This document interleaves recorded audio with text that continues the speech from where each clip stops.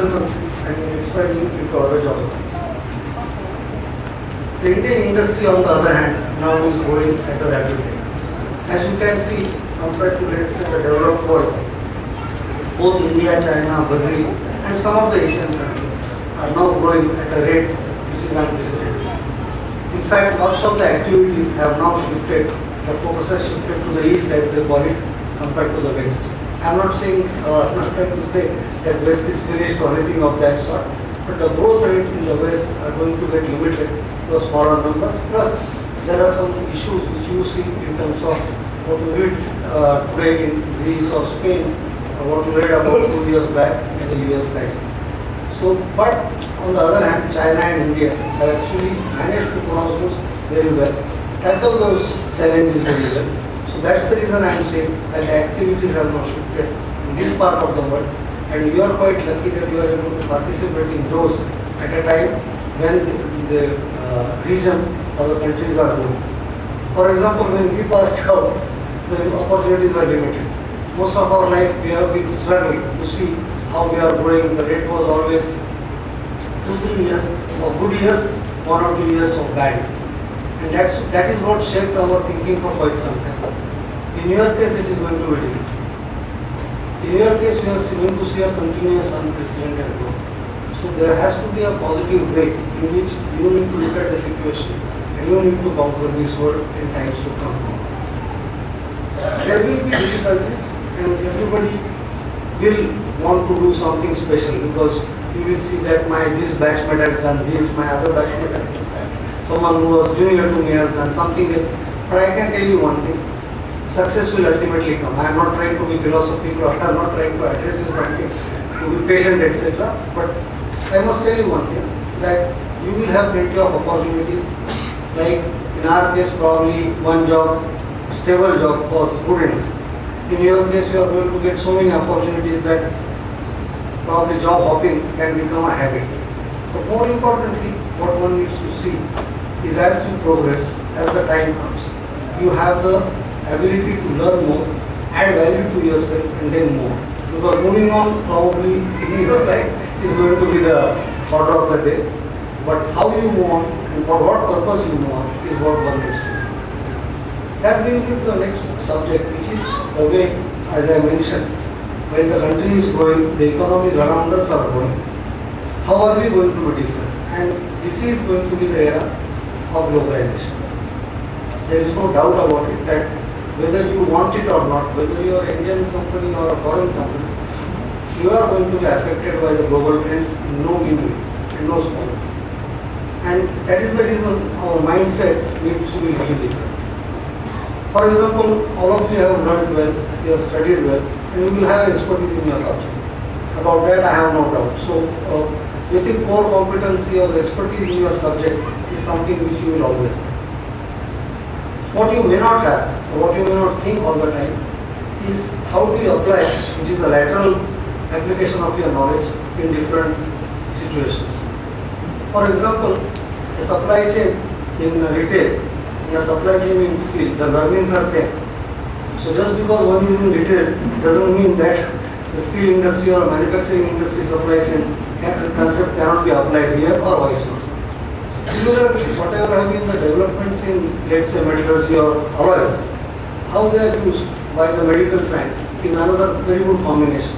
Today, most of the implants or anything what you see, unless the metallurgical field had evolved and medicine had got together with it, things would not happen. So these are the working together or applying your knowledge across is another great component. The third, of course, is quite important now, is going to be the respectful mind. In the sense, you will be working with different cultures. You will have people from Southeast Asia or from Western world working together in the same cluster, same groups. And there are cultural differences, there are sensitivities which one needs to be conscious of. Just because the way we do things is the right way, just because you are an Indian company or some other nationalistic company is not really the right attitude, and that's something all of us need to learn. I am not saying that many of us have practiced it or become successful, but one needs to be extremely conscious about it. And the last point I will say is the ethical way of working.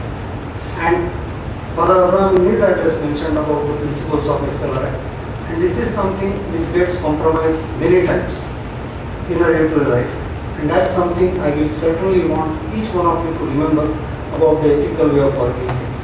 And I would just like to give a quote from Mr. J.R.D. Tata, none other than him, because in Tata way of doing things and the Tata way of running the business, ethics and moral values and community service is extremely important. I am not trying to say only the Tata way is the right way or anything of that sort, but these underlying principles of doing in a moral, ethical way, having proper human values, and looking at the community, how does one serve it, or a corporate social responsibility are the softer issues which are going to be more and more important. We are suddenly seeing, and I think this is always as my favorite example. Many times we think that things are not going to happen easily. Many times we see that, oh, in this country this will never come. But suddenly some decision comes either through High Court or some Supreme Court, and thing which looked impossible does happen. I mean, I would like to give an example how some of you must be from Delhi, and how Delhi overnight stopped buses using diesel.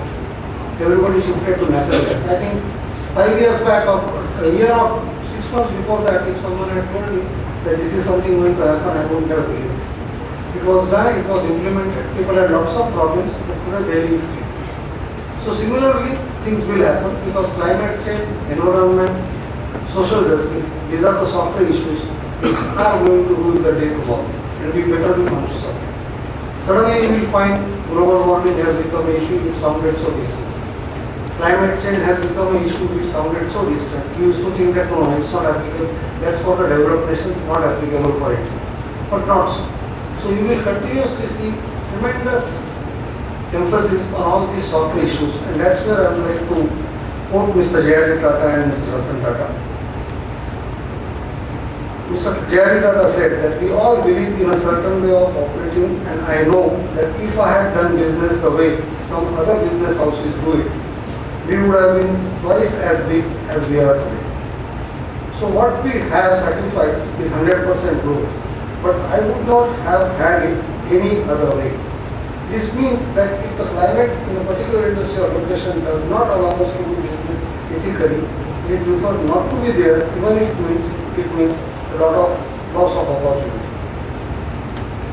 And you can see that despite lack of ethics in Indian business, the advantage of Tata name is that people don't expect you to do any unethical things. So that actually is a rewarding thing which happens. There are delays, there are problems, but ultimately one wins. And Mr. Ratan Tata sums up the Tata way of doing business when he says, I do believe that we in Tata Group have held a view and held a sense of purpose that our companies are not in existence just to run our businesses and to make profit, and that we are responsible and good citizens over and above our normal operations. Therefore, you have terms like Tata Code of Conduct and Tata way of doing business. And commitment to community welfare is something which is always there at the heart of every business. I think these are some of the small things which I would, softer issues of life, which I would like you to remember as you step into your new jobs. I am sure with your competency, excellence, and whatever you have learned here, you will do extremely well in your career. But just remember that there is a softer way of doing things which will also stand you in good stead in times to come. So let me wish you all the best once again, and thanks for coming. Thank you, sir, for your inspiring words to the graduating students. I am sure they will all keep this in mind in their life's journey. As a token of our appreciation, I will now request our director to present a memento to our chief guest, Mr. Narendra.